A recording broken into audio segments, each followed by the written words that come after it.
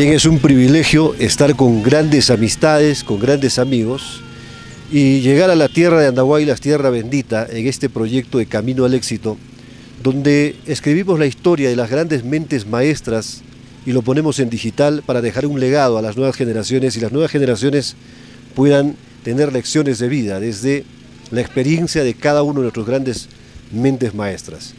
Es un placer presentar a un gran amigo, un extraordinario profesional, padre de familia, el doctor Carlos Arévalo. Y vamos a partir en la línea de tiempo de quién es Carlos Arévalo desde el momento que Dios alumbró ese vientre y que él tenga que llegar a esta vida con un propósito, porque cada uno tenemos un propósito que cumplir en la tierra y tenemos ese amor que Dios ha depositado muy dentro de nosotros. Y es por eso que para mí es un honor y una alegría estar hoy con Carlos Arévalo Quijano. Carlos, ¿qué tal? ¿Qué tal, Gilbert? Gustoso estar aquí frente a cámaras y poder absolver todas las preguntas, ¿no?, en esta historia de vida. Bueno, José Carlos Arévalo Quijano nace un 19 de marzo de 1967, hace 56 años. Hijo de Augusto Arévalo Zúñiga y Augusta Quijano Montoya. Soy el primer hijo de 6 hermanos. Excelente introducción, Carlitos, ¿no? Como siempre, con la capacidad de síntesis. Pero, ¿de dónde nacen esas raíces, Carlos? ¿De dónde es tu papá, tu mamá? ¿Dónde se conocieron ellos? ¿Cómo fue esa conexión para que sean pareja y luego vengan los resultados? Bueno, mi padre es de San Jerónimo, es de la comunidad campesina de Puizo. Desde muy chico, él independientemente trabajando en la agricultura, pero más ha radicado en Quillabamba, donde se hizo maestro, ¿no?, en la carpintería. Retorna a Andahuaylas y bueno, pues a mi madre lo conquista siempre en las ferias, los domingos, que siempre había en Andahuaylas, y mi madre es pues de Pochjota, ¿no?, y muy cerca al puente colonial. Entonces eran 2 hermanas que seguramente hacían sus actividades comerciales y bueno, pues logran enamorarse curiosamente, ¿no?, mi tío y mi padre a las 2 hermanas, ¿no?, y se llegan a contraer matrimonio, primero mi padre con mi madre. Producto de ello, bueno, soy el primer hijo y vinieron otros, que somos 6 hermanos, 4 varones, 2 mujeres, y después de casi unos 4 años mi tío Faustino se contrajo matrimonio con mi tía Apolinaria. Entonces, hermanos con hermanos, ¿no? Y ese es el resultado de todo ese enamoramiento de aquel entonces en la década del 60, ¿no?, más o menos. Que nace una nueva generación de personas muy influyentes y grandes líderes en la familia de Arévalo, ¿no? Hay algo interesante para la gente que no conoce Andahuaylas, Apurímac. Andahuaylas tiene una feria que tiene muchas décadas, ¿no? Es una feria dominical donde la gente sale en las calles, en una calle, extiende sus cosas y vende de todo, desde productos de primera necesidad, ¿no? Y nos hablas de tu papá, que también estaba en el oficio de la carpintería, ¿no?, más o menos como en la historia de Jesucristo, ¿no?, y el papá. Este es un oficio muy bonito. Y la forma como se enamoraron, cómo se encontraron, que son cosas que pasan, o es la vida que pasa por delante de uno, y se da este momento de conocer a la persona, y miren cómo desencadena esto ya en una nueva generación, porque de ahí viene el hermano y viene toda la cadena que se ha ido formando. Eso es lo hermoso de la vida que podemos recordar ahora, Carlos. Yo sé que después de este proceso bonito de consolidar la pareja, ¿cómo tú resumes esa unión de papá y mamá? ¿Cuál ha sido el tipo de relación de ellos y cómo esto ha influido primero en tu niñez, en las primeras etapas hasta donde tú iniciaste con un uso de razón y a ver las cosas con claridad? Bueno, yo creo que cada uno tenía un propósito, ¿no?, de poder crecer, ¿no? Bueno, mi padre como carpintero y mi madre como ama de casa, y ella vendía en el mercado de abastos que antes funcionaba pues ahora en el Parque José María Arguedas. Tenía un puesto de venta ahí, vendía verduras y también preparaba pues comida, ¿no? El famoso atajo picante con chuño y en la temporada de atajo ella pues tenía sus caseros, ¿no? Y aquel entonces, en la década del 70, cuando iban a comer gente a veces con corbata, hasta con cierta vergüenza, señora, véndeme tu atajito, y agachaditos comían porque siempre les daba su yapa, ¿no? Con su canchita, su ensalada, todo. Claro, mi padre, dedicado a la ebanistería, empezó a trabajar en Juan Francisco Ramos, ¿no? Y eso ha sido importante, ¿no? Tener que de repente empezar ahí el trabajo, porque él también pensaba crecer, tener todas las maquinarias del caso, y eso es lo que ha hecho, ¿no? De poder crecer hasta que lograron adquirir un lote en Avenida Andahuaylas, primera cuadra, y es ahí donde prácticamente la carpintería crece, ¿no? Al hermano mayor lo llama al cuñado, y se hizo un trabajo familiar.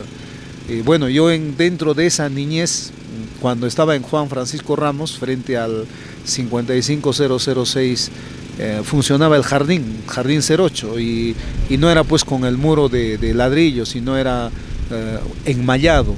Y yo, al parecer, con los pañales todavía, al ver a niños, quería entrar a hacer clase, y prácticamente por ver a los niños, ¿no? Entonces mi madre, como vendía chicha ahí también, habían alquilado 2 cuartos, ¿no? Uno para la carpintería y el otro para vender chicha.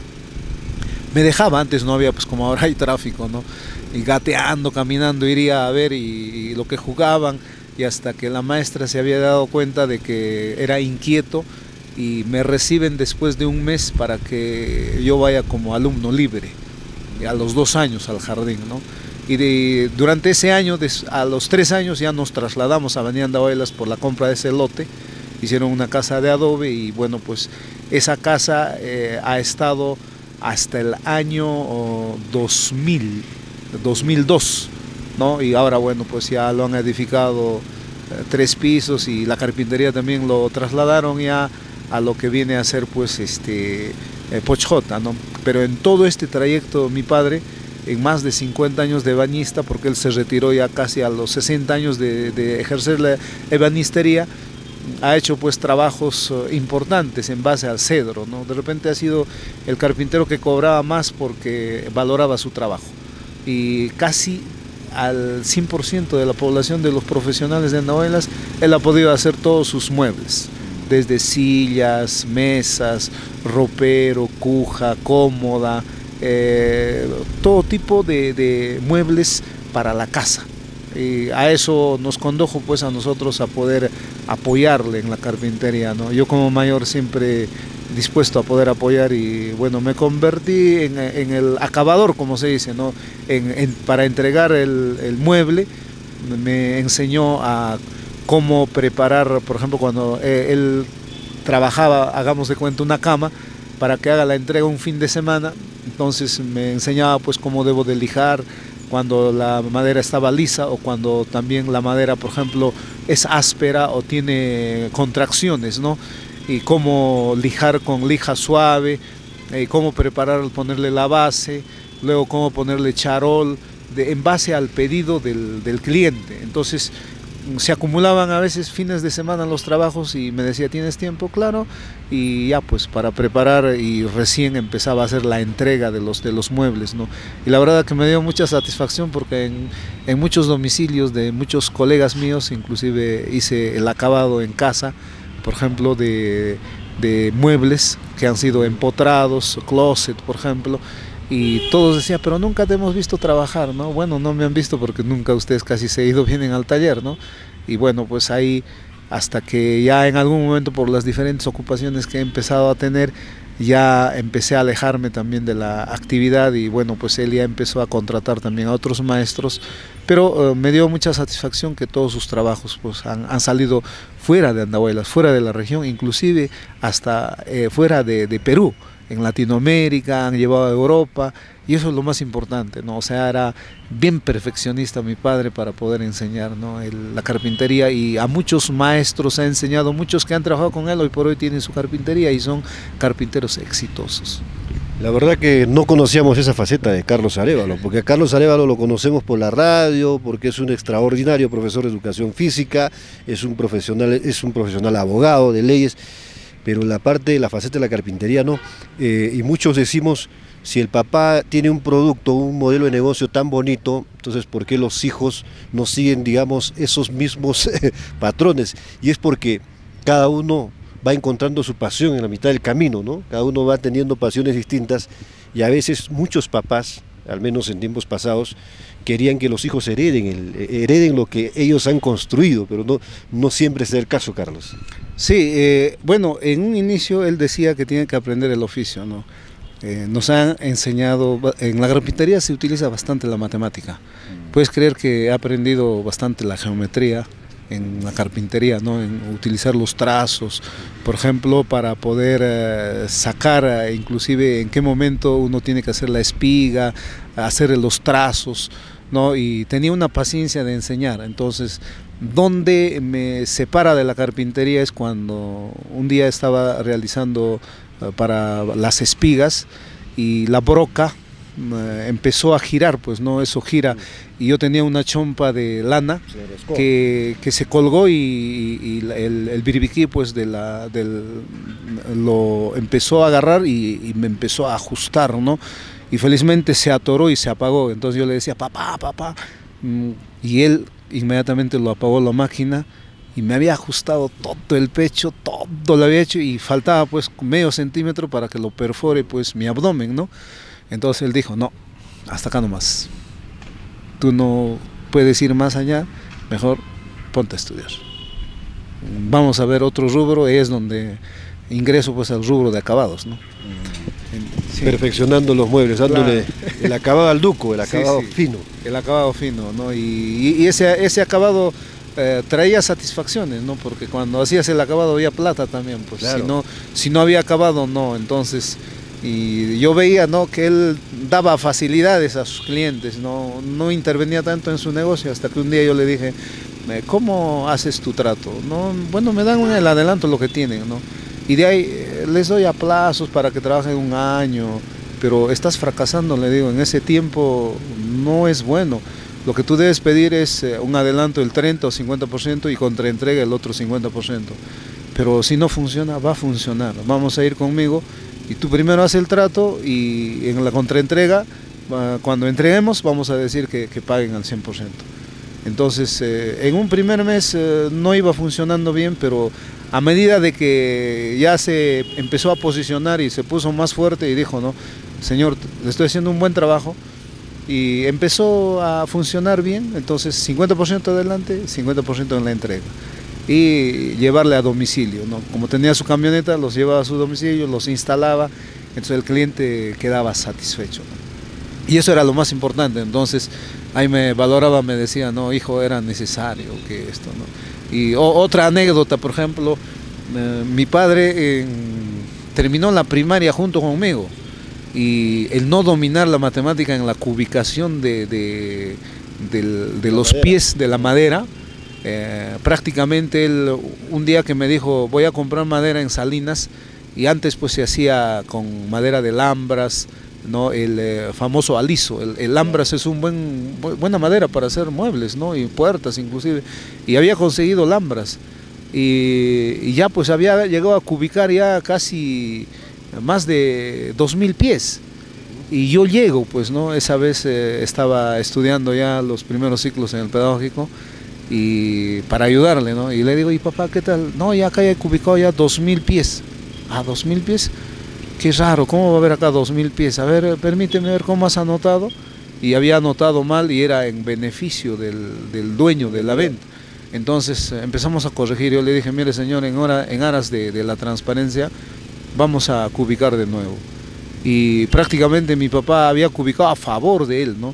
Y él decía, ya hay 2000 pies. Entonces cuando volvemos a cubicar de nuevo, solamente aparecía 700 pies. O sea, 1300 pies estaría pagando de más. Y el señor, pues no, ¿qué me quieren estafar? Llame a quien sea, señor, vamos a hacer. Llamó a otra persona que conocía, después de 2 horas, de nuevo empezamos a cubicar y era lo exacto, ¿no? Entonces, desde allá mi papá me llevaba pues a todos sitios donde compraba madera montaña, pino, eucalipto y otros, ¿no? Y hacíamos la cubicación. Y luego también cubicar vidrio también era otro tema, pues, ¿no?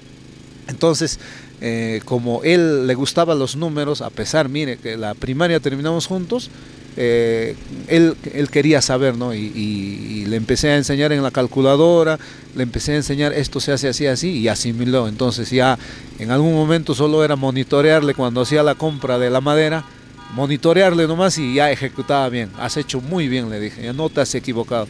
Y él se sentía feliz, ¿no? Entonces son anécdotas que a veces uno cuenta porque eso le llegaba a satisfacer a él, de que tenía que crecer, y como era una empresa familiar teníamos que poner todos, ¿no? Porque en algún momento, por ejemplo, él había logrado conseguir, por ejemplo, ganar una licitación para carpetas, y nunca habíamos confeccionado casi más de 1500 carpetas. Y como conocerás alguna vez, mi casa en Avenida Andahuaylas, compartimos en algún momento, todo ese ambiente se llenó de carpetas. Y era interminable terminar hacer las carpetas, pero logramos entregar. Y yo le dije, papá, estás creciendo, y él dijo, no, yo no estoy para trabajar con instituciones porque no cumplen en su momento el pago, prefiero seguir trabajando con los privados, porque los privados, fecha de contrato, fecha de entrega, y es más libre el trabajo, ¿no? Porque trabajar con el Estado, con las instituciones, hay que estar atrás para que te paguen mañana, pasado. Y de las 1500 carpetas, creo que lo que si entregó hoy, le han pagado después de 7, 8 meses. Entonces era un capital muerto, tenía que pagar fluido eléctrico, agua, tenía que pagar a sus operarios, pintura, todo se retrasaba. Entonces dijo, ni más. Entonces yo le entendí por ese lado de que si tomaba la decisión en no ya hacer estos contratos, nosotros le apoyábamos, y le apoyamos, ¿no? Y en base a eso empezó ya a trabajar ya en rubro privado, así, haciendo puertas a los clientes que le exigían, así como también a diferentes muebles, y eso ha ayudado bastante para que él pueda ir mejorando también en sus trabajos, ¿no? Claro, y la satisfacción está ahí, ¿no? De sí, que para el papá y para el hijo, porque esto pasa en muchas familias humildes que a veces por el mismo hecho de nuestro entorno no tuvimos la oportunidad de tener una educación en la niñez, especialmente en zonas rurales, y hay esa dificultad, pero llegan los hijos, empiezan a desarrollarse, empiezan a aprender el tema académico, y son los que empiezan a encaminar a los papás, a educar a los papás en diferentes aspectos, ¿no? Y este es un caso muy bonito que seguramente se va a seguir manteniendo todavía en algunas zonas de nuestra gran y rica Andahuaylas, que es enorme y tiene una gran población rural.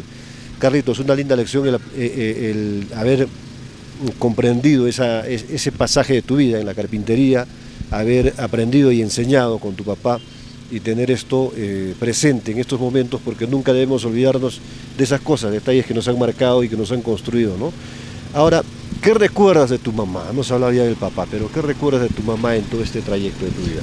Bueno, de mi madre yo tendría que recordar muchas cosas, ¿no? Uno, primero, porque me atrevió al mundo, ¿no? Y seguramente me ha hecho una muy buena estimulación. Gracias a ella yo tengo el aprendizaje del quechua desde cuna, y todo el tiempo, ¿no? Hasta hace poco que le llevé a Lima su chequeo, ahora hace 2 semanas que estuvimos, prácticamente la comunicación con ella siempre ha sido en la lengua materna, ¿no? Y el recuerdo más importante es de que yo le he ayudado a cuidar a mis hermanos, ¿no? Porque como mi madre trabajaba en el mercado, entonces a veces me dejaba pues como mayorcito, ¿no? Al cuidado de mis hermanos que estaban gateando, ¿no? Y como éramos 6 casi seguidos, la diferencia era de 2 años, y he logrado hasta cargar en manta a mis hermanos, pues, ¿no? Y cargando en manta, jugar trompo, jugar dañís, cuchís, o sea, hasta fútbol, ¿no? Porque no me limitaba a nada, pues la cosa era ayudarle, ¿no? Porque si vivía en Avenida Andahuaylas y el mercado era en el Parque José María Arguedas, mi madre casi caminaba pues 100 pasos y estaba en el mercado, ¿no? Entonces cualquier situación venía, iba en ese plan, ¿no? Entonces eso ha hecho de que le ayude en todos sus quehaceres. Por ejemplo, mientras ella preparaba los alimentos, yo cuidaba. Sin embargo, ya cuando en el año 1974 2005 nos trasladamos a San Jerónimo porque el espacio de Avenida Andahuay les quedó muy pequeño por la maquinaria y tenía hermanos menores. Imagínate, cualquier accidente que podría darse, al margen que en uno de los pasadizos mi mamá criaba pues engorde de chanchitos, ¿no? Y ya no había espacio y habían comprado en Girón Arica con Leoncio Prado en San Jerónimo un lote y nos fuimos ahí a vivir. Y prácticamente al vivir allá mi madre aperturó una tienda y venía al mercado a vender, a la feria también venía y tenía su tienda y nosotros le ayudábamos en la tienda, pero mi mamá se proyectó más allá y dijo no, vamos a hacer un horno, y es donde mi padre construyó un horno y empezamos a hacer panes. Ah, también ha sido sí, otro rubro. Sí, otro rubro. Entonces para poder aprender a hacer pan, mi madre más creativa, ¿no? Mi vecino, el señor Molina, Julio Molina y la señora Alejandrina Quintana tenían su horno. Cuando le decía, tienes tus hijos varones que me ayuden pues en el horno, y nosotros, ella hacía su contrato, ¿no? Nosotros no recibíamos pues el sueldo, ¿no? Ya ella había recibido ya, pero era pues para comer, ¿no? Y íbamos a ayudarle pues, ¿no? Por ejemplo, a tener que cómo preparar la masa, cómo gotear, cómo palmear, cómo meter al horno, o sea, ya de alguna manera ir aprendiendo, ¿no? Y como ellos tenían ganado, le ayudábamos a pastar pues a los ganados, a cortar alfalfa y bueno, de todas esas acciones, por ser así agilosos, nos regalaba el pan especial, pan común, ¿no? Pero ellos hacían más especial. Entonces ya mi mamá decía, me imagino que tú al ver eso ya has aprendido. Claro, le digo. Y como ya teníamos horno, empezamos a hacer pues el pan. Y todos los días hacíamos pues un saco, ¿no? De una harina de 50 kilos, de 100 kilos. El tradicional pan de San Jerónimo. El pan de San Jerónimo, el pan común, y también hacíamos especial. Entonces, en los inicios hemos sufrido por el tema de que a veces te vencía, ¿no? Era el trabajo mi madre y yo, los dos nada más. Y bueno, mis hermanos también se empezaron a involucrar, ¿no? Y bueno, yo aprendí a hornear, a hacer todo, pues, ¿no? Me convertí en experto y teníamos pan fresco. La gente traía para que les pongas el lechón, el cuy, en fiestas festivas, pues de todo, ¿no? Y era otro rubro, un ingreso fuerte, y principalmente también para mí, porque habían nuestros conciudadanos, venían de las comunidades, y en Todos Santos, por ejemplo, decían, no, prepáramelo guagua, señor, joven, prepáramelo tal, y a veces te traían pues su cariño, ¿no? Te traían papa, masua, oyuco, te traían sus productos, ¿no? Y te regalaban, ¿no? Era parte de su cariño. Se los preparabas todo y aparte de eso todavía te pagaban por lo que habías preparado, ¿no? Habías horneado todo. Entonces era un ingreso también para mí, ¿no? Pero con gran satisfacción, un día me encuentro con un amigo que es abogado y me dice, oye, yo recuerdo de tu madre lo siguiente. Yo estudiaba en el 104 de San Jerónimo, y en el recreo, en la canasta había pan y en la vitrina había pan. Y yo venía, esa vez tenía mis 50 céntimos y le decía, señora, véndame pan. Y alcanzaba pues casi como para 4 o 5 panes, me dice. ¿Y qué hacía tu mamá? Agarraba 2, 3 panes y me yapaba, me dice, ¿no? O sea, era una señora buena. Yo le recuerdo bastante eso, salúdamelo, ¿no? Y son cosas, ¿no? Y algo importante, hay que dar para recibir, ¿no? Entonces mi madre, cuando en el horno, pues a nadie decía no, a todos decía sí, a todos decía sí. Y había gente que venía desde Talavera, desde Andahuayla, San Jerónimo, eso era lleno el horno, pues nos amanecíamos. Yo prácticamente dormía en el horno 1 hora, 2 horas, porque tanto hacer el trabajo del horno, a veces la calda baja, ¿no? Y tenías que quemar de nuevo, barrer de nuevo y preparar. Y era una satisfacción el haber servido a mucha gente. Entonces, yo creo que por ese lado, mi madre, a pesar de de no haber estudiado nada, ¿no? Porque ella es iletrada, nos ha conllevado pues a que podemos emprender también. Era parte de su emprendimiento, ¿no? Y luego dejó ya pues el rubro de la panadería. Llegamos a demoler la panadería, o sea, el horno, y solamente se dedicó pues al mercado los domingos a traer productos, ¿no? Por ejemplo, como vender verduras y otros. Y ya ahora por la edad pues se vino la pandemia y dejó todo, pues ya nada, ¿no? Está descansando. Está descansando. Hay varias cosas que sacar de acá, Carlos, ¿no? Uno, cuando hablamos de tu papá, tiene un lado muy importante en tu vida, y el emprendimiento, y hablar de tu madre es otra faceta similar, pero también que involucra el esfuerzo de toda una familia, y la responsabilidad además de un hermano mayor dentro de un seno familiar. Es difícil ser el mayor bajo esas circunstancias, estar cargando a los hermanos en una manta, y a qué edad tú empiezas a trabajar, porque hay una cosa, ¿no? Lo que pasa generalmente en algunas familias que son de zonas urbanas es, ese niño está trabajando, ese padre es un explotador, esa madre es una explotadora, le está haciendo daño, le está haciendo trabajar de muy pequeño. Pero en la vida, en nuestra generación actual, vemos que esos chicos que han tenido ese tipo de lecciones de vida han logrado ser y son exitosos empresarios, grandes profesionales. O sea, desde tu experiencia, ¿a los cuántos años empezaste a trabajar y cómo fue este proceso? Bueno, no lo diría tanto trabajar, sino ayudar. Trabajar sí, en un momento lo voy a decir. Cuando mi madre estaba en el mercado, tenía su puesto, ella a veces, por la producción que había, por ejemplo, había producción de tuna, ¿no? Ella agarraba pues cajones en tuna y teníamos que ayudarle. ¿Y qué hacíamos nosotros, no? Con mi hermano Edgar nos daban unas canastitas pequeñas y las tunas ahí con su cuchillito, y calle en calle caminábamos, ¿no? Tuna, y la gente al ver, ¿ya? ¿Cuántos años tenía? ¿Cuántos años? Bueno, yo tendría pues unos 8 años, 9 años. Vendí tuna, vendí hasta rocoto, unos rocotos grandes, tomate, todo, ¿no? O sea, si mi madre vendía en el mercado, y yo dije, no, ¿por qué no hacemos caminar en las calles, no? Una vez inclusive en el Estadio de los Chancas de Novelas se hizo la escenificación en Semana Santa, ¿no? La crucifixión de Jesús, ¿no? Me metí ahí yo con mi cola y llevando mi tuna, ¿no? Ya.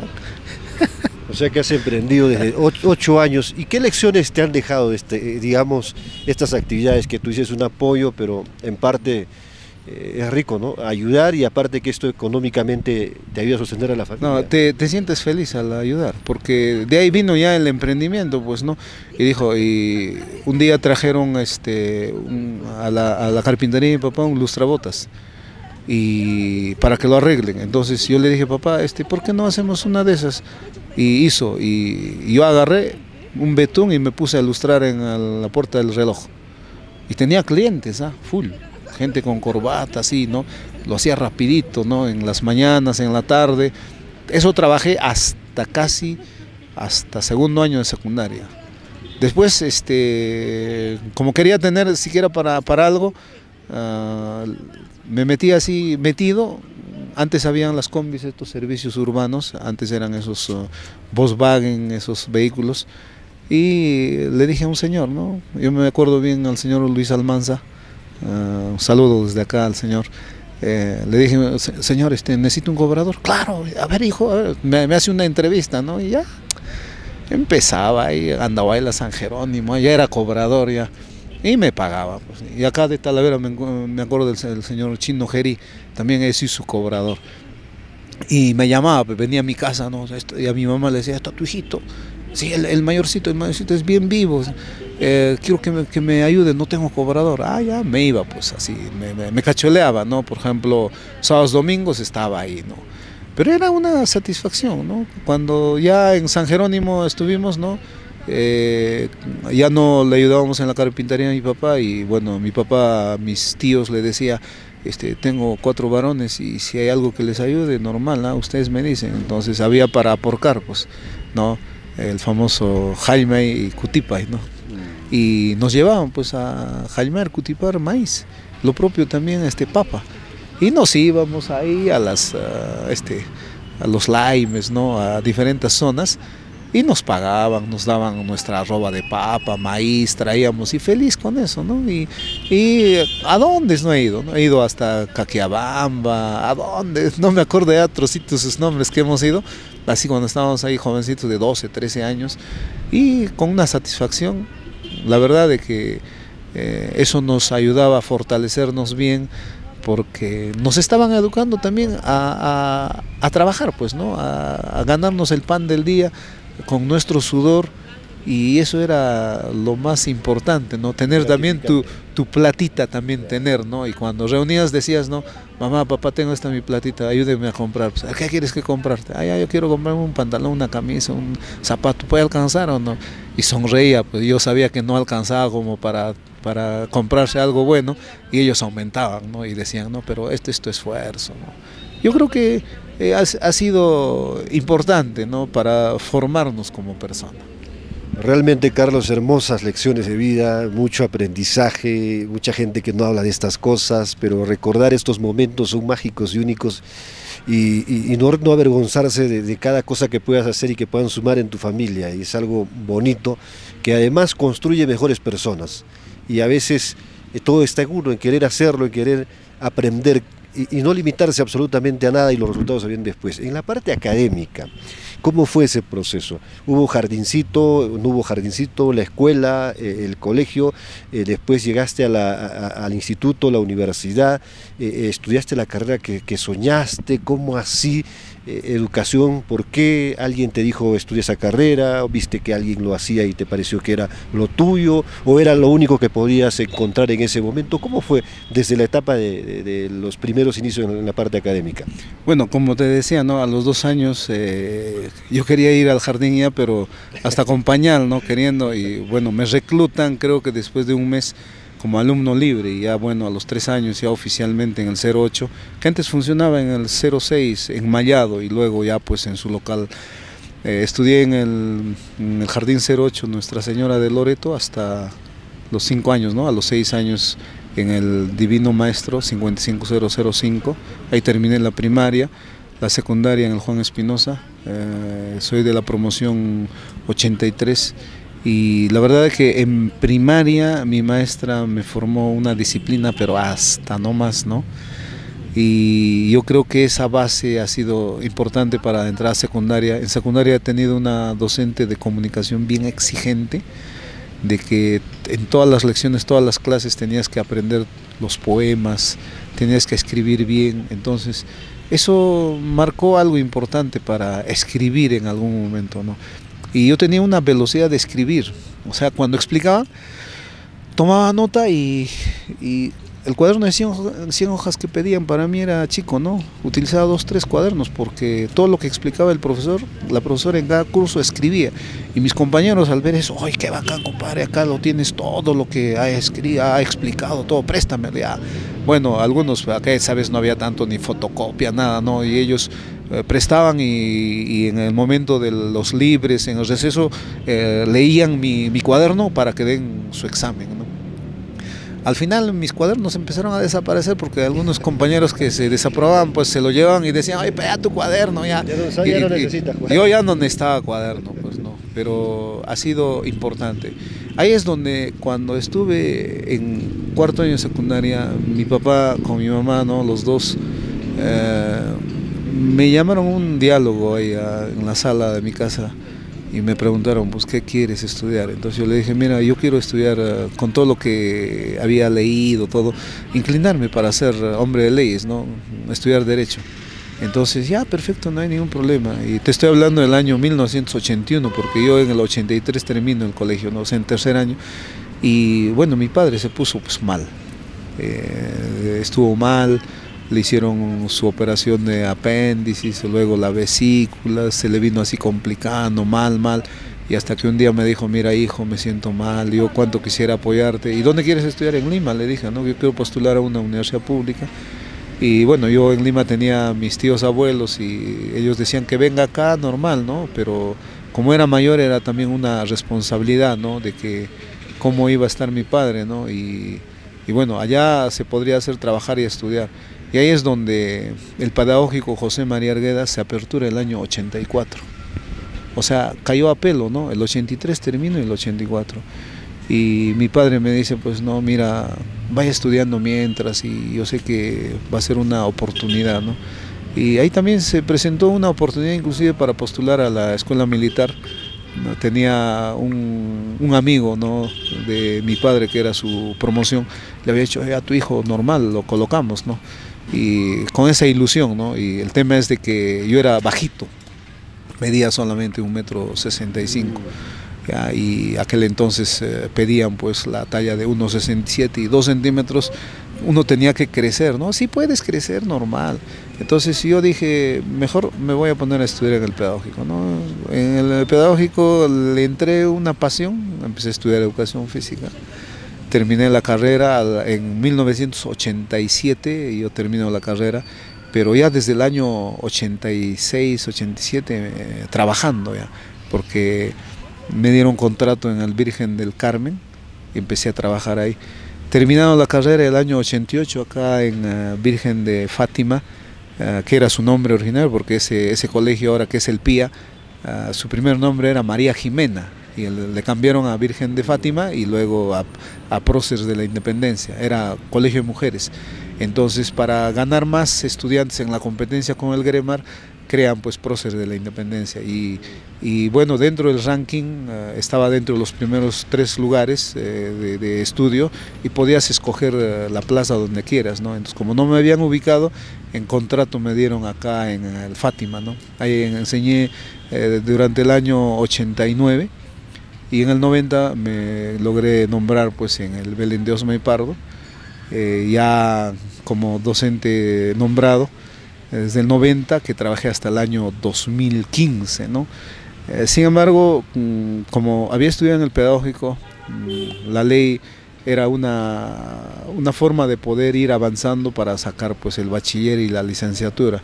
Me puse a estudiar en Villarreal, logré sacar mi bachiller y logré sacar el título de licenciado en educación, ¿no? Y ya en la década del 2000 me convocan para ser especialista en la UGEL, técnicamente apoyando, no por el tema político, y ahí es donde una oportunidad, ¿no?, en el año 2004 aproximadamente, para estudiar maestría, ¿no? Entonces, como ya tenía el bachiller, me puse a estudiar la maestría en docencia en educación superior. Logré graduarme, ahí nomás se vino el doctorado, logré graduarme, se vino una segunda especialidad de educación intercultural bilingüe, también logré graduarme. Dije, hay que seguir avanzando. Entonces ese sueño anhelado de algún día de ser abogado, me puse a estudiar Derecho, terminé Derecho, me gradué, y bueno, pues de ahí se presentaron 2 oportunidades para estudiar en México y en Colombia. Hice dos postdoctorados en investigación cualitativa y didáctica de la investigación.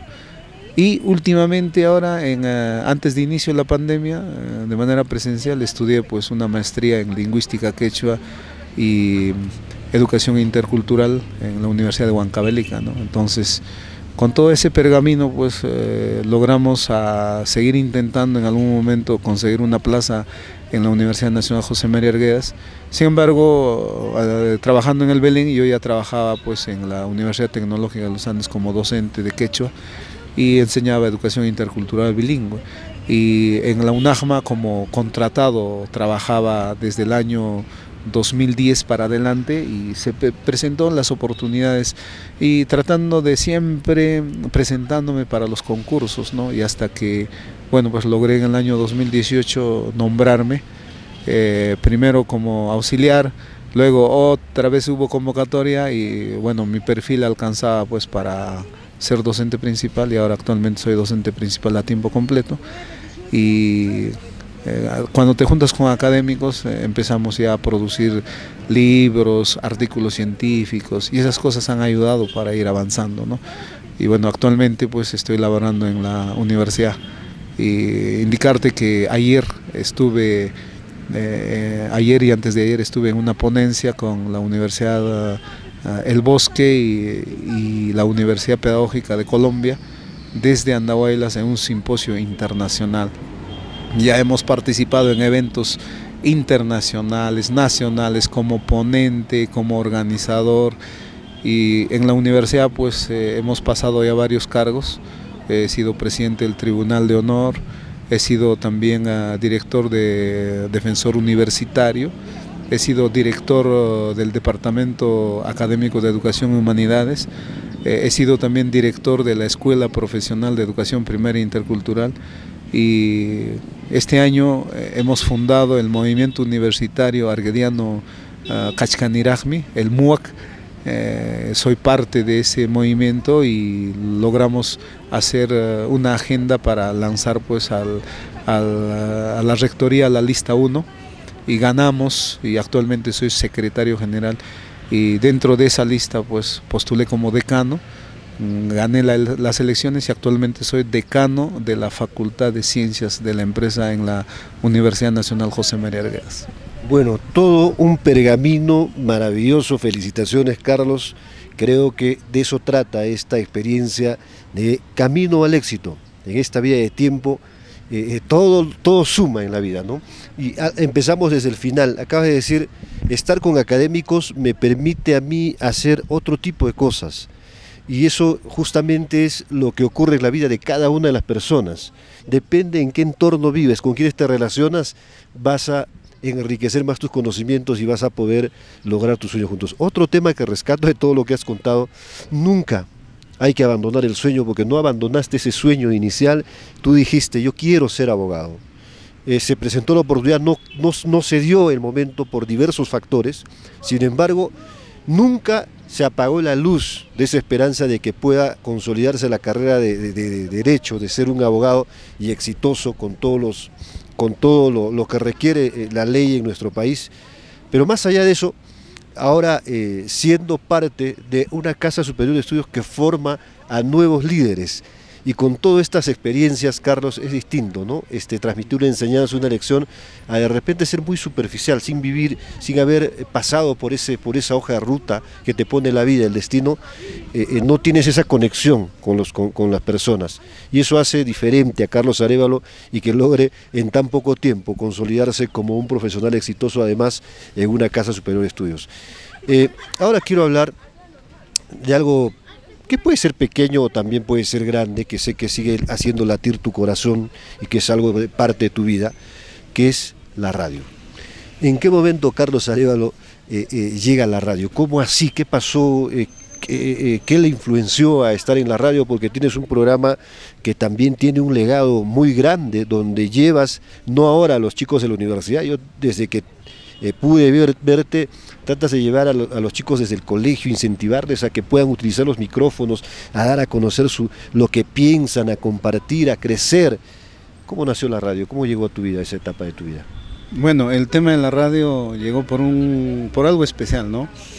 Desde el colegio, cuando en comunicación nos exigían pues a escribir, ¿no? Y teníamos que escribir composiciones, acrósticos, lectura, declamar, nos enseñaban a respirar, a impostar, ¿no? Entonces te iban haciendo, ¿no? Pero ¿qué hacer frente a ello?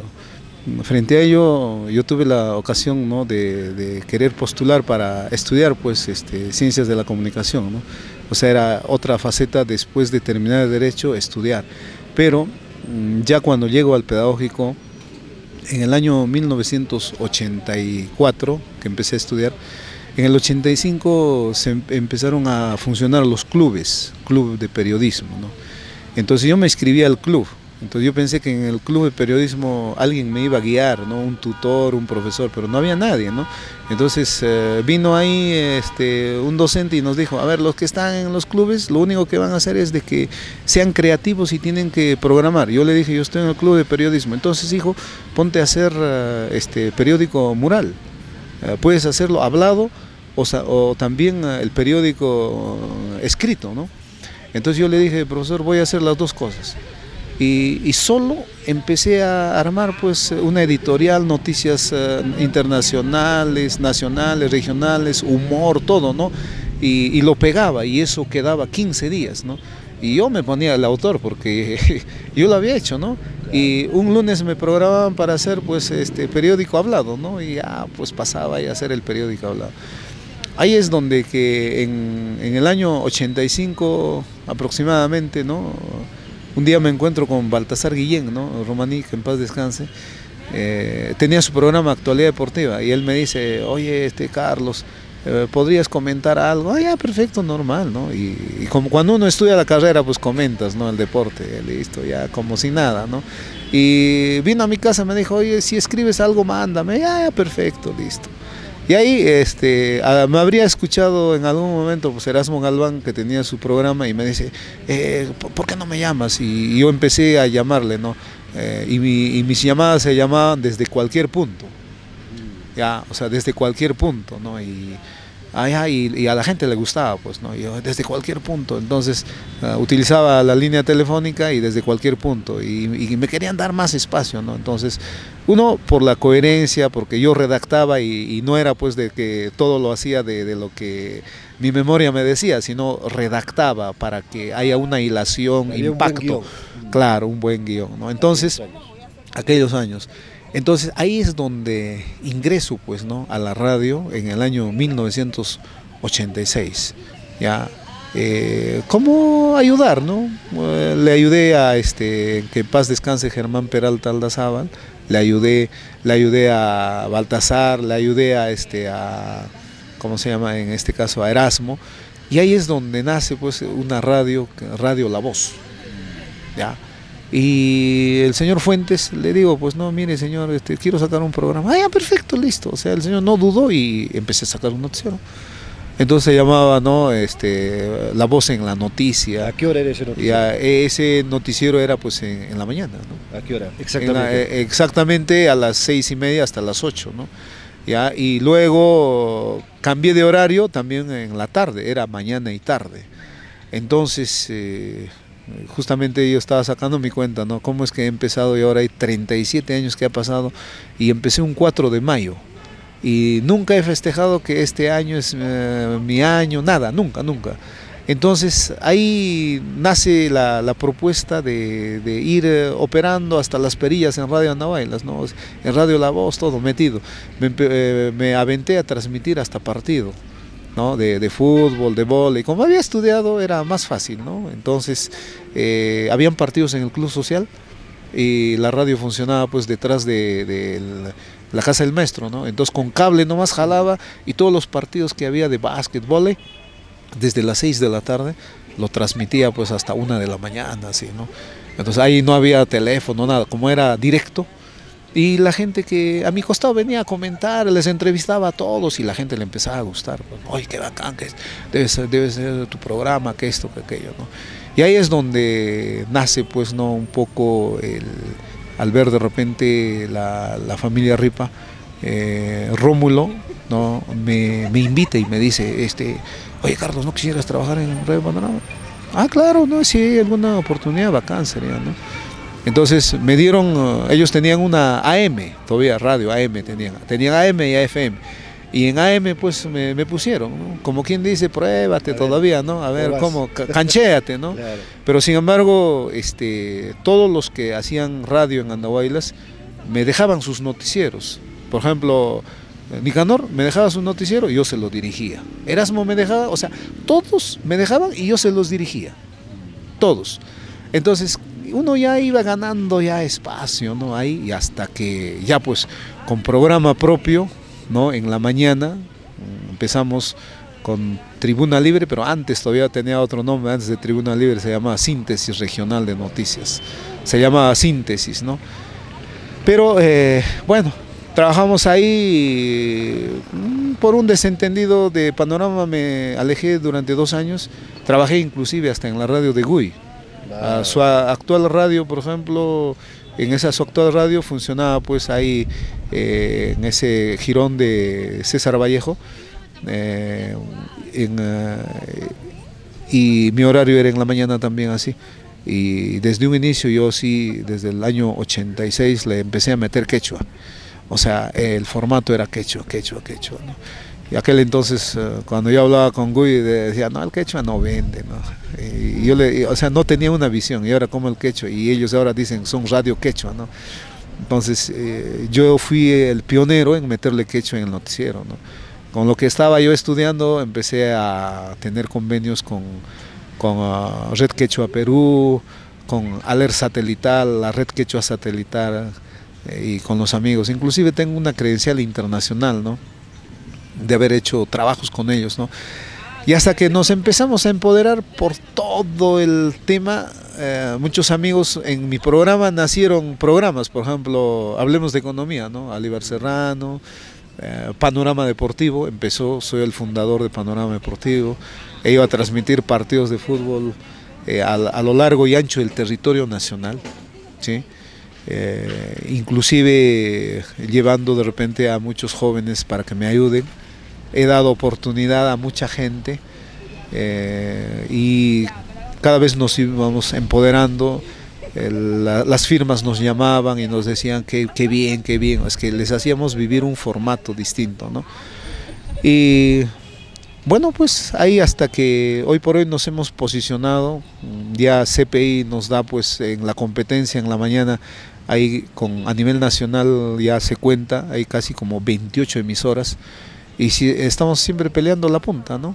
Le hemos dado una característica ágil de informar, y si hay que entrevistar 3 a 5 minutos, y eso es lo que le gusta a la gente, ¿no? La hora y ser más ágil, y en un tiempo empezamos a trabajar empoderando bastante el tema de informar a la educación, y el magisterio era nuestra gran sintonía, y seguimos trabajando en ese formato y le metimos quechua. Cuando yo tenía estudiantes de la UTEA y yo les decía, el examen lo van a dar ustedes en la radio, ¿cómo? Lleven ahí sus noticias, ahí van a hablar, y bueno, empezó el internet, ¿no? Ellos bajaban y decían cuántos errores he cometido, y ahora con la UNAJAM es más fácil, más sencillo, ¿no? Como la plataforma ahora es pues claro, más importante, y ellos ya lo ven, y ahora hace poco la empresa me ha dicho que van a salir también en TikTok, todo ello, entonces va a ayudar, ¿no? Y claro, ha sido un horario, posicionarse de 6:30 a 8 de la mañana es un horario bien difícil. Uno, por el frío mismo. ¿Cuántos operadores han renunciado? ¿Cuántos colegas míos que me ayudaban han renunciado por el tema de salud? Porque en la mañana es bien exigente, más por el tema del frío, ¿no? Y casi unos 15 años yo mismo me habré operado en la radio, me operaba, hablaba. Y por eso cuando la gente venía a hacerse entrevistar a algún funcionario o algo pasaba, y el periodista, no, siéntese señor, le vamos a entrevistar, y yo hacía las cosas, ¿no? Y hasta que en un momento dije a la gerencia, yo necesito que alguien haga y yo esté más libre a las cosas, ¿no? Bueno, pues la tecnología ha cambiado ahora, ya podemos contar con todo, ¿no? Con laptop, tenemos información al instante, vamos renovando todo, y la verdad es que han pasado muchas anécdotas en la radio, e inclusive hasta mis hijos he llevado para que me ayuden a leer publicidad, les ha gustado en las vacaciones cuando venían, pero ahora ya que ya no tienen tiempo por el tema de estudio, ya no los llevo, y ahora estoy trabajando con un colega que es maestro, él trabaja virtual por el tema de la pandemia, y bueno, pues hay que aceptar, ¿no? Lo que quiere colaborar, bienvenido, ¿no? Porque al final no se nota lo que él sale virtual, ¿no? Porque lo más importante, yo estoy en cabina y estamos en eso, ¿no? Cuando dejé de hablar en la radio es cuando un día el médico me dijo, señor, si va a seguir hablando va a perder la voz. Decide usted, descansar o perder la voz. Y eso me pasó hace 3 años. Me dio un inicio, dice, del asma. El neumólogo me indicó de que mi historial, ¿no? Y ahora capitalizo en el tiempo. Ese asma es producto de haber trabajado en el horno y haber estado en el humo. Y las consecuencias, mira, recién se están dando a esta edad, ¿no? Entonces me dijo de que usted, señor, tiene que cuidarse, porque sacó mi histórico, pues, o sea, cómo era mi niñez, todo, me preguntó si me había dedicado a estar en el humo, todo, en la humedad, todo. Entonces eso marcó, y ahora ya con los cuidados del caso he dejado de transmitir partidos de fútbol, porque requiere pues un trabajo más en equipo, no lo puedes hacer solo, y como no hay cabinas, el viento mismo afecta a la garganta, todo eso. Entonces la recomendación del médico ha sido, tiene que usted estar en una cabina en acústica, porque si va a seguir hablando en el viento así, va a tener serios problemas con su voz. Y efectivamente es eso, y producto de eso pues ya.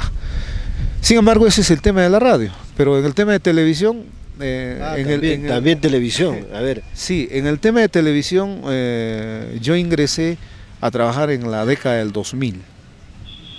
Mi amigo César Hugo Galvez me llevó a un evento a Arequipa. Nos capacitamos ahí con Jaime Lertora, no sé si te acuerdas de Jaime Lertora, y todo un equipo de la Católica y en la Universidad de San Agustín de Arequipa, y era para hacer programas talk show, eran programas talk show, o sea, todos los sucesos que había, teníamos que ver, por ejemplo, ¿por qué se hacen colas en el banco?, ¿no? Tenías que hacer tu reportaje y invitar a los del banco, invitar también a los usuarios, porque no se debe de hacer cola. Y hemos tenido programas, testimonios fuertes, ¿no? Mucha gente que ha sido castigada, maltratada, todo. Y logramos hacer aproximadamente casi 250 programas. Y hemos entrevistado a todo tipo de profesionales. Y la verdad es que ha sido una magnífica experiencia estar en televisión porque, bueno, pues nos maquillaban, ¿no? Y después del maquillaje lo que no me gustaba era pues sacar el maquillaje.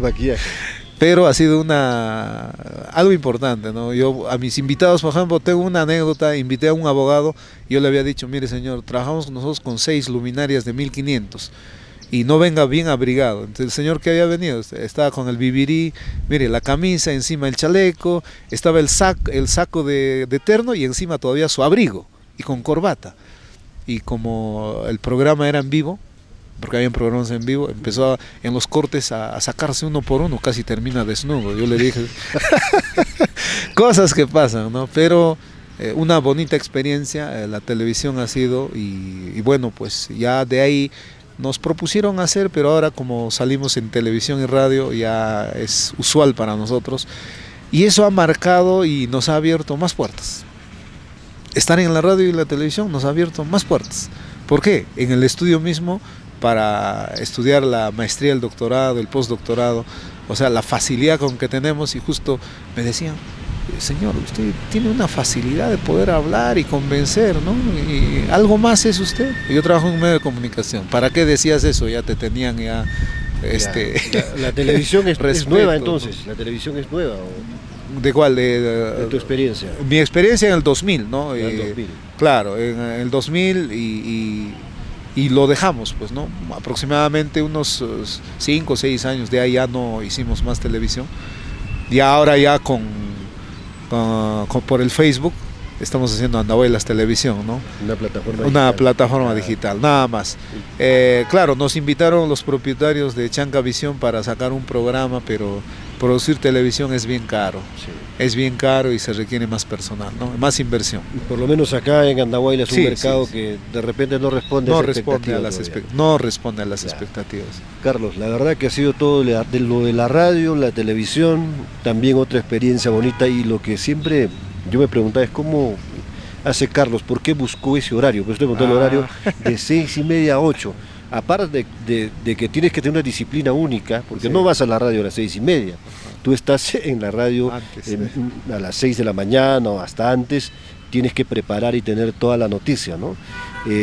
Eso, en parte, yo veo que es una estrategia, porque si no, quizás no hubieras podido abarcar los otros campos de tu vida en el tema profesional, ¿no? Sí, justamente el horario que se escogió es para no chocar con la parte que uno se dedica, ¿no? Por ejemplo, cuando estaba en educación básica, dictaba 24 horas, pero mi ingreso era algunos días 8 de la mañana, otros días era a las 9.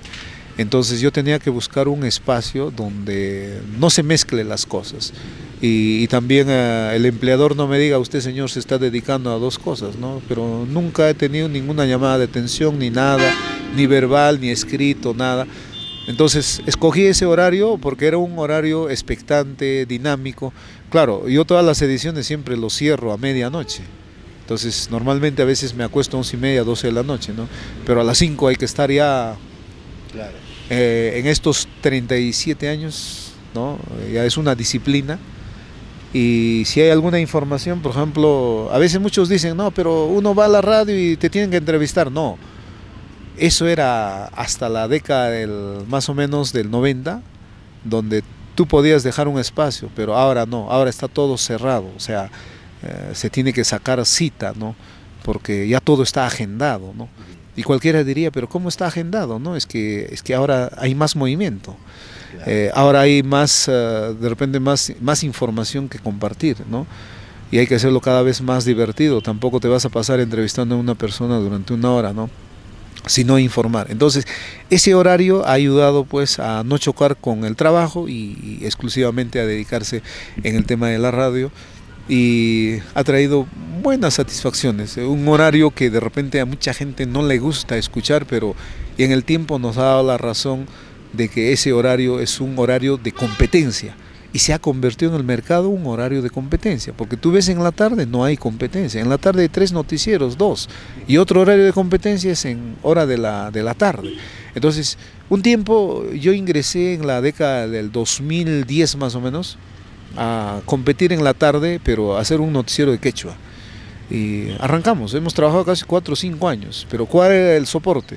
El soporte, no había un soporte de financiamiento, o sea... Ahora sí, recién, ahora hay competencia, ¿no?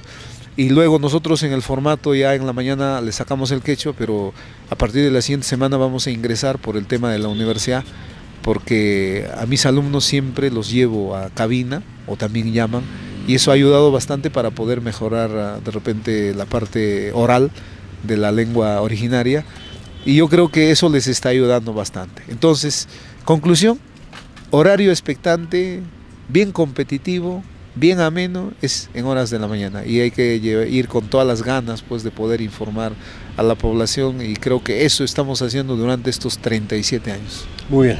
Carlos, como siempre un lujo hablar de los aspectos más importantes que han marcado tu vida y cómo te has ido construyendo como persona, pero ahora nos toca hablar de quizá lo más importante de toda esta entrevista, que es una entrevista larga justamente por el enorme recorrido que has hecho. Y lo más importante es la familia, el entorno más cercano, eso que amas, eso que hace que respondas al por qué haces las cosas, el para qué, que se convierte en la fuerza, quizá que a veces, como es natural, uno flaquea en ciertos aspectos, pero tiene una razón de hacer las cosas y motivarse. Hablemos del amor de Carlos Arévalo. ¿Cómo llegó esa etapa de tu vida, desde el inicio? ¿Cómo fue? Bueno, uno cuando empieza en el tema de la vida, tiene uno metas, ¿no? A nivel académico, profesional, a nivel sentimental, ¿no? Sin embargo, todo tiene que llegar a su tiempo. Hasta para eso también hay que planificar, ¿no? A veces dicen el amor es ciego, sordo, pero hay que planificar, ¿no? Bueno, con mi actual esposa yo me conocí todavía en la década del 80. Si bien es cierto, yo enseñé acá en Virgen de Fátima, y en San Jerónimo, cuando yo estuve estudiando los primeros ciclos, yo era presidente de la Liga Distrital de Vóley y Básquetbol. Prácticamente eso ha sido mi universidad de la vida, porque en la práctica aprendes más, ¿no?, al organizar esos eventos. Y ella de acá de Talavera venía a jugar a San Jerónimo, ¿no? Y bueno, como por la amistad nos conocíamos desde el año 88, y prácticamente 89, 90, y ya pues ella se fue a otros rumbos, ¿no?, a estudiar en Huancayo, después estuvo en Lima, y retornó a Andahuaylas en el año 97 al 98, ¿no? Nos hicimos ahí un reencuentro, y bueno, pues ya como nos conocíamos, empezó nuestra relación, y producto de esa... Claro, producto de esa relación... Perdón, antes de eso yo quiero hacer énfasis en esta parte importante, que a eso llamo cuando la vida pasa por uno, ¿no? Que la vida no planificas algo, sin embargo el destino, la vida, el universo tiene algo para ti, y en ese momento es que la vida se hace presente y nace una persona que te acompaña, te acompañó y está abrazando tus sueños, tus metas. Claro, el tema del deporte ha hecho también eso, ¿no? Porque como mi esposa jugaba básquet y también voleibol, y juega muy bien, y le gusta el atletismo, maratón, y eso ha marcado un aspecto importante. Cuando yo estaba dirigiendo Panorama Deportivo, inclusive le he llevado a diferentes escenarios a que ella me lea la publicidad, y ella ha leído la publicidad, pero una faceta interesante, ¿no? Una voz comercial que vende, ¿no? Y inclusive en una de esas, cuando fuimos a Cusco, cuando jugó Andahuaylas, ¿no? En un evento, ella hizo trabajo de campo y terminó en una gresca y un piedrón de esos le había caído en el hombro, ¿no? Ya en la ruta, cuando la abracé: no me toques ahí, ¿qué ha pasado? Y recién me cuenta, y todo moretón estaba, porque ella ha ido a la, como se dice, a reportar a la gresca, ¿no? Y un hincha de esos, un piedrón en todo el hombro, ¿no? Felizmente no trajo consecuencias, pero y así, ¿no? Hemos enmarcado. Ella me ayudaba en el tema de leer publicidad en Panorama Deportivo. Y bueno, pues el 98 contraje matrimonio, y producto de ese matrimonio tengo 3 hijos, pero la mayor falleció a los 4 años. Ese ha sido un momento muy duro que marca a uno, ¿no? Sí. Pero que ha podido ser superado. Sí, en el tiempo, ¿no? Pero queda en el corazón. Sí. Son momentos, Carlos, que a veces uno recuerda y te hace volver a ese momento, pero entender de que a veces tenemos que aceptar esas realidades, y en la vida pasan muchas cosas similares que a veces tenemos que aceptar, y agradecerle a Dios por todo lo que pasa en nuestra vida, por todo lo que se da, y a pesar de estas marcas que te deja de por vida, hace de repente de que esto te llene de más amor para los que están acá, y teniendo una luz desde arriba que te alumbra cada día. Sí, justamente, bueno, superamos todo, pero tengo 2 hijos, una parejita, la mayor, Valeria, y José Antonio, ¿no? Que es la razón de hacer todo, ¿no? Esa es la respuesta al por qué y al para qué, ¿no? Uno hace en la vida de las personas. ¿Qué es lo más tierno que puedes decir de Valeria, que es la mayor? Porque yo entiendo de que después de un proceso difícil llegó ella, y había todavía ese dolor de tener ese miedo de repente que estás presente cuando has tenido una experiencia de una pérdida de un hijo que tanto querías. Bueno, superar todo, y yo diría de Valeria, es una hija que bien proactiva, líder, lo que se propone logra, y creo que lo está haciendo, ¿no? Cómo es que en ella no ha cambiado desde el jardín hasta el colegio. Ella ya había tomado una decisión de estudiar la carrera, ¿no? Y hoy por hoy lo está logrando, ya está haciendo el internado, y seguramente pronto, ¿no? Veremos pues que esté al servicio de la sociedad, y el hermano también está siguiendo sus pasos, ¿no? Claro, pero Valeria, para que todo el mundo sepa, la gente sepa, se enfocó en algo porque vio que el papá y la mamá tenían un objetivo, y daban esos pasos por una meta. No lograron cumplir su sueño, y ella desde muy chiquita entendió de que ya tenía claro qué quería. ¿Qué es lo que quería Valeria y qué es lo que está logrando? ¿En qué faceta de su vida está ahora? Bueno, hay un ejemplo, ¿no? Para las familias, decir, familia que lee, hijos que leen. Yo soy académico, mi esposa también es académica, mi esposa es contador, y siempre estamos leyendo, siempre estamos analizando, siempre estamos escribiendo. Entonces, al ver esa faceta, los hijos leen, y eso es lo que ayuda, pues, ¿no? Por eso decimos familia que lee, hijos que leen. Entonces, ella, cuando tomó esa decisión de poder estudiar, y tomó una decisión porque al preguntar de que había fallecido su hermana, dijo: no, yo voy a ser médico, y lo está logrando. La verdad es que tiene 22 años, en este momento está haciendo su internado en el 2 de mayo, le está yendo muy bien, porque para poder ingresar a ese hospital es también por ranking, y ella está en el tercio superior. Terminó así en el primer lugar en sus estudios en el colegio, ingresó en el primer lugar también a la universidad, y ahora también en el ranking está en los primeros puestos.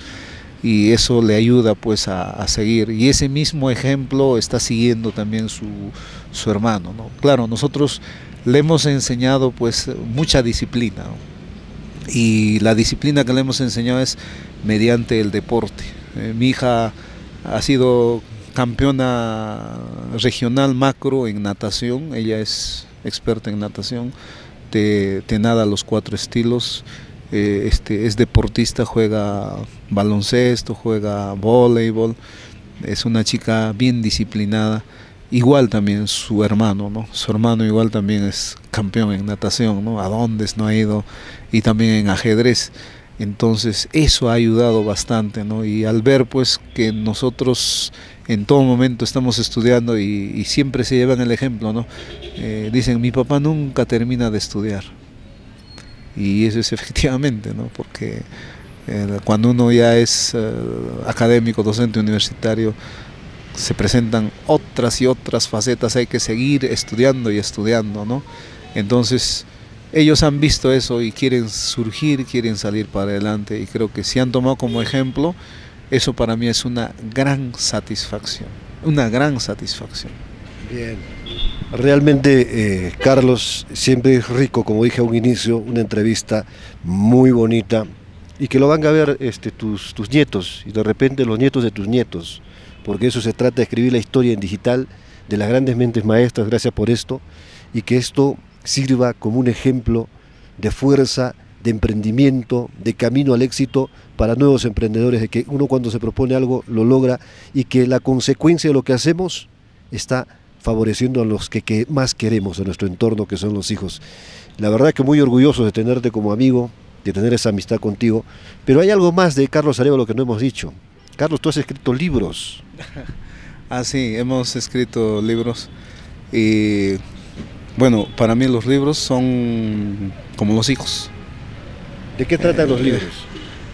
Bueno, el año 2007 escribimos y publicamos el 2008, se llama el libro Gramática Básica del Quechua, Llaqtapa Miski Simincuna, es gramática básica del quechua. El segundo libro que escribimos es Yachayninchikuna, que es de todos los saberes andinos, que es de esta parte del país. Es un trabajo casi de 10 años. Ahí se vino otro hijo, el tercer libro, Actividades Deportivas y Recreativas, que es de especialidad de Educación Física.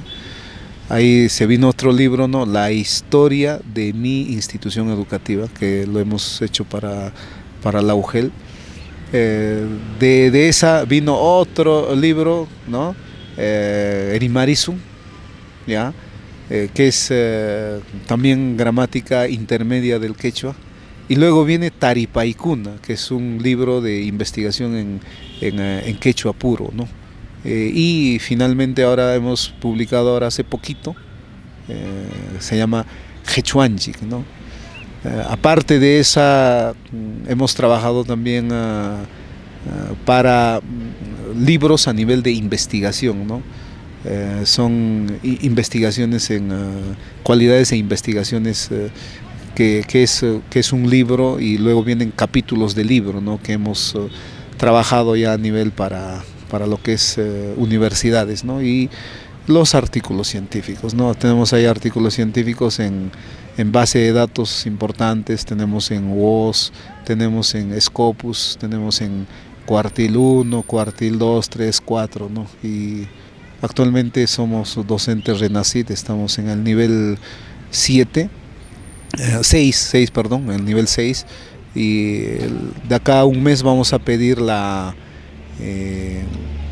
evaluación para poder ascender, ¿no? Y Dios mediante esperemos llegar al nivel 4 para seguir trabajando, ¿no? Y eso nos hace seguir escribiendo. En cartera en el momento tenemos otros 3 libros más para lanzar, si no a veces no nos damos el tiempo, ¿no? Porque tenemos que hacer la revisión correspondiente.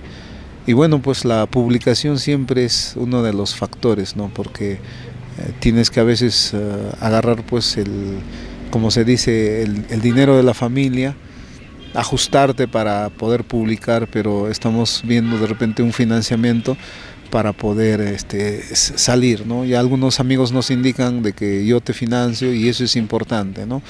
Y eso llega pues para todo tipo de público, ¿no? Y cada libro que hemos publicado ha tenido su presentación y tiene también su público, ¿no? En el mes de mayo estuve en Huancavelica, estuve en Ayacucho, hemos llevado todas estas producciones y lo han acogido como debe ser. Nos llaman académicos de diferentes universidades del Perú, de Latinoamérica y el mundo para que podamos compartirles hasta en digital, ¿no? Bueno, actualmente yo en la universidad lidero el grupo de investigación Unaipacha, y Unaipacha ha publicado ya 5 revistas en físico, ¿no? En puro quechua.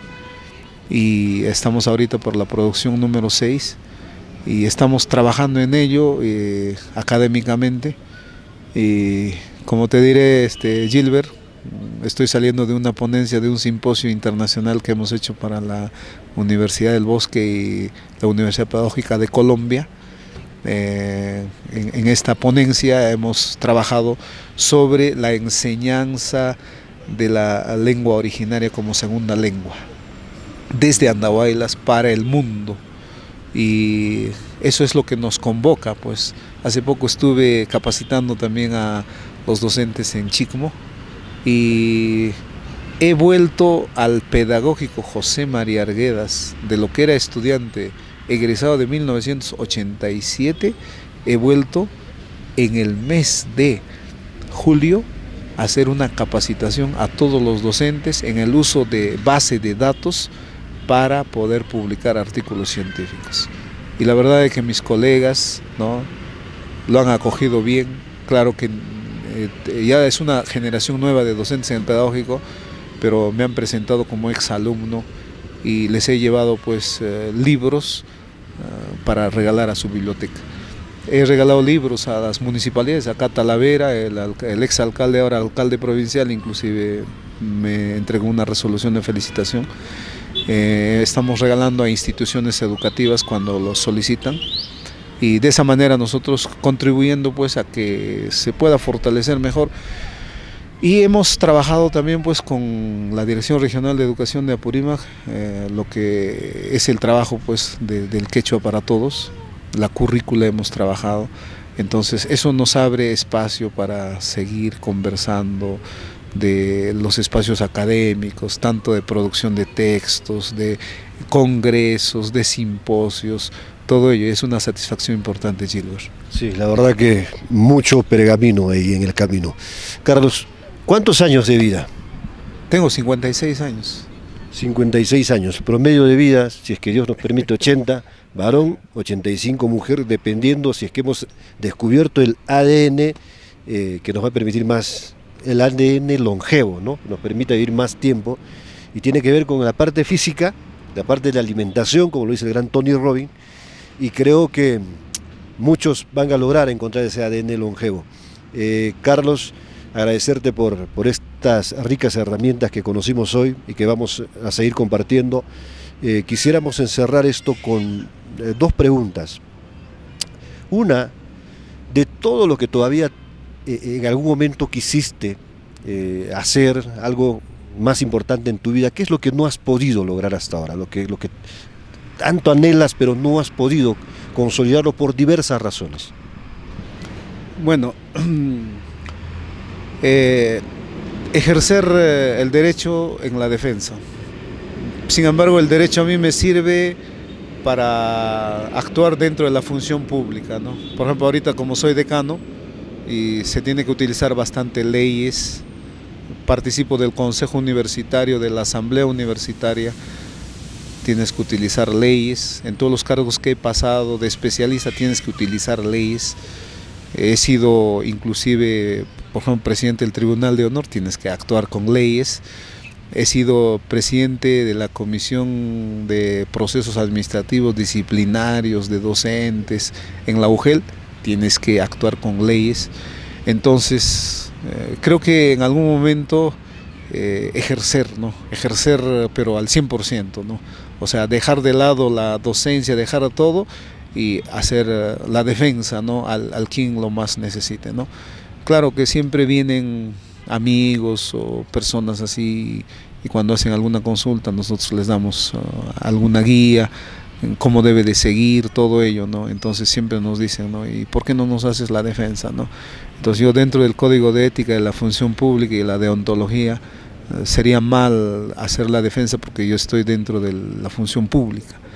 No tendría que estar dentro de la función para hacer la defensa. Y aparte de eso, también nosotros tenemos estatutos y reglamentos en el trabajo, ¿no? Y no puedo estar involucrado en ese tema. Entonces, lo que tendría que hacer es hacer esa defensa pública, gozar de lo que en algún momento de adolescente había soñado ser un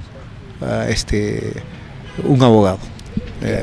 Y claro, hacer la defensa, porque si yo hubiera logrado estudiar Derecho en su momento, eran dos cosas: o bien apuntar para ser notario, o de repente apuntar pues para poder ser fiscal, ¿no? Porque eran dos situaciones que yo me había propuesto cuando estaba de adolescente, pero yo me siento satisfecho con haber terminado la carrera, que siempre, todos los días hay que estar dándole la lectura, porque esa es el derecho, ¿no? Con las leyes, la ley de leyes que es la Constitución, y estar pues, ¿no? Entonces ese sueño se puede hacer realidad. Todo es toma de decisiones, porque uno se puede seguir preparando, ¿no? Porque para eso, ejerciendo, y donde hay uno tener que presentarse, eso sería otra faceta que hay que vivirlo, porque yo ya he vivido ya la faceta de docente básica, de tecnológico, he enseñado en tecnológico, docente pedagógico he enseñado, ahora en universidad he hecho prensa, radial, escrita, he escrito para diarios, ¿no? Locales, nacionales, he escrito también, he hecho televisión. Entonces ahora lo que faltaría es pues ejercer el derecho. Claro. Justo esta pregunta te la hacía porque, así como todas las personas, si escribimos en un papel todo lo que no hemos podido hacer, hay el 99% de la humanidad tiene un montón de cosas que no puede hacer y que se convierten en el dolor. Vivimos con ese dolor. ¿Qué pasaría si ese dolor lo convertimos en pasión? Llega a su máxima plenitud y podríamos disfrutar de eso que amamos hacer. Y Carlos, no has abandonado tu sueño, pero aún está la chispa latente de querer acariciar y saborear eso que tanto has anhelado, y estoy seguro que lo vas a hacer, y lo has dicho bien. Eso no depende de nadie más que de ti, de uno mismo, y cómo uno pone eso a la mentalidad. ¿Cuál es tu pasión? ¿Con qué deseo ardiente lo quieres hacer? Y según eso, el universo te conecta y pasa, como el momento que pasó, tu esposa llegó, la vida te puso a tu esposa en un momento, llegará la misma oportunidad y te sentirás realizado. Pero yo quisiera, ya, porque diste también la respuesta ya a la pregunta 1, con esta amplitud de la respuesta, ¿qué mensaje Carlos Arévalo Quijano, a la edad que tiene ahora, con todo ese recorrido, con la experiencia de padre, de esposo, con la experiencia de educador, con cada paso consolidado en tu vida, y seguramente habiendo tenido también tropiezos en algún momento que han sido duros, ¿cuál sería tu consejo para la generación, no de Andahuaylas, sino para la generación a nivel de todo el mundo que vive situaciones similares? Bueno, el consejo más importante es de que los sueños que uno tiene que hacerlo realidad. La decisión lo hace uno mismo. La toma de decisiones está en uno. Yo sé que mucha gente tiene sus metas, sus objetivos, ¿no? Pero eso tiene que cumplirse a corto, mediano y largo plazo. Y los sueños son para poder cumplir. Sé que va a demorar. A veces muchos dicen, no, pero el tema económico prima. Sí, el tema económico prima, pero no somos pobres. Seremos pobres por el tema económico, pero tenemos una riqueza, tenemos un talento, y aprovechemos esas capacidades, esas competencias, aprovechemos al máximo. Mucha gente dice, no, pero yo soy pobre, no voy a poder lograr. Y hay algo muy importante: solo la educación nos va a sacar de la pobreza. Y como ustedes entenderán, mi historia de vida está justamente de esa, ¿no? Mi padre carpintero, mi madre ama de casa y vendían al mercado. Y Cuando yo me he realizado es cuando ya era profesional. Si un poco ustedes ven, yo terminé el año 87 y desde el año 87 yo me puse una meta. Y dentro de mis metas estaba ser docente universitario y lo he logrado. Dentro de mi meta estaba ser abogado, lo he logrado. Todavía hay algunas que uno tiene que ir construyendo. Es como un paradigma. Hay que ir construyendo ese paradigma. Pero para poder construir ya no miremos atrás, miremos para adelante, todo para adelante. Sé que va a haber traspiés, va a haber dificultades, pero hay que dar un salto con garrocha a todas esas dificultades, porque si uno se deprime con esas dificultades no lo vas a lograr. Yo creo que lo más importante en la vida está el ser perseverante. Yo digo, de frente, directo y sin miedo. Hay que actuar así, de frente, directo y sin miedo, actúa también contigo mismo. Y creo que hay algo muy importante dentro de la cultura andina, que uno tiene que actuar desde adentro, desde tu sonjo. O sea, tenemos que ser llampu sonjo, no ora sonjo. Tenemos que tener un corazón, ¿no?, que te impulse a hacer con una mirada. Y ahora, y si tienes una pareja que va a ser un soporte en todo momento, que te va a dar luces, eso va a ser importante. Para mí es un soporte importante mi esposa, porque creo que en todo momento compartir lo que uno piensa, nos apoyamos mutuamente, y ese apoyo mutuo es como manejar una empresa entre dos personas que se entienden, para poder construir como persona, lo más importante, construir como persona. Y eso sí, siempre hay que encomendarnos a un Dios superior. Todos los días rezar, pedir a ese Papá Dios que te va a dar la luz, la esperanza. Todo con Él, nada sin Él. Y acá hay algo muy importante. Deportivamente, como decía Usain Bolt, el jamaiquino, campeón de las Olimpiadas en 100 metros, él decía, yo me he preparado 4 años para correr solo 20 segundos.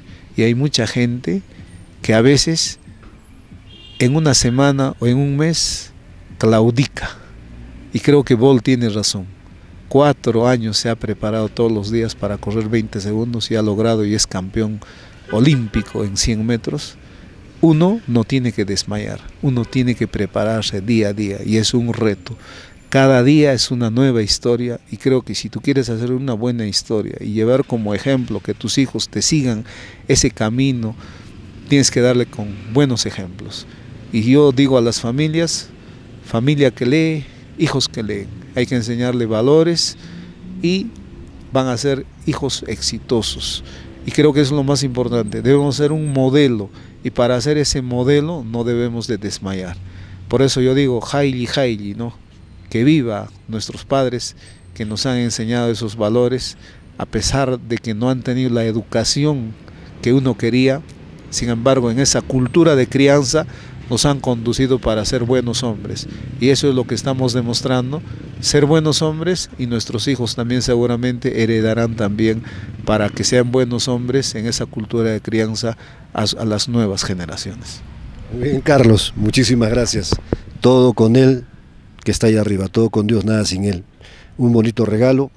Los paradigmas, no hay que vivir de paradigmas que nos hacen daño y que pueden hacernos retroceder, sino construir nuestros propios paradigmas, como bien lo dices, Carlos, y hay que hacerlo con fe, con esa fe y deseo ardiente de querer, y no esperar hasta mañana para procrastinar, sino empezar hoy.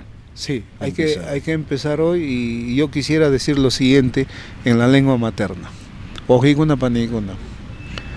Allingruna kanaykipaja, ukuykimanta pacha sunjuyki llampu kaytati. Reqsichikuyta munaspaja, allin kawsaypin kanayki. Mana allintachu wakinnintaja hawanayki, waqtallanmantapas, mana. Chuyachatan imatapas rimarina siminchikmanta, makinchiktapas huna allinta sonjonchikwan. Pita yanapayta munaspaja yanapana. Hanaq pachapi kachkan taytacha, paymi hawachkan tukuyma ruwasqanchikta. Kay tiqsi muyupin tukuyma kachkan. Pipas mana allintachu hawasunki, pampachaykuy. pampachaykuy hayli hayli hayli kawsachun qhechua siminchik kawsachun taytacha kawsachun lliw ayllunchikkuna kawsachun lliw runakuna allin runa kanapaqa hampin penden hampi ukuykimanta pacha ham allinta kaptikiqa lliw qatiqnikikuna aylluykikuna wawaykikuna ari warmiki lliw paykunan qatisunki allinta hawasunki allin hawasqa kanaykipaq chaytan munasunchik taytachapas kusikunqa tayta mamaykipas lliw runakunapas kusikunqa chayna kaptinqa allin kawsaypin kasun añay pay sulpay. Gracias. Gracias, Carlitos. Mucho mensaje rico también en el quechua. Y así estamos en camino al éxito, la línea de tiempo, la vida del doctor Carlos Arévalo Quijano. Los espero en una próxima historia similar. Les agradezco por compartir, dejen siempre sus comentarios y vamos a continuar en esta ruta, en este viaje maravilloso, escribiendo la historia en digital de las grandes mentes maestras en este camino al éxito. Y el éxito está en ti. Recuerda que si eres un líder, primero te lideras a ti como persona, lideras tu hogar, tu familia, y luego vas a tener los buenos resultados porque en el trabajo o en la empresa se va a reflejar ese liderazgo. Nos vemos en un próximo video, en una próxima entrevista similar.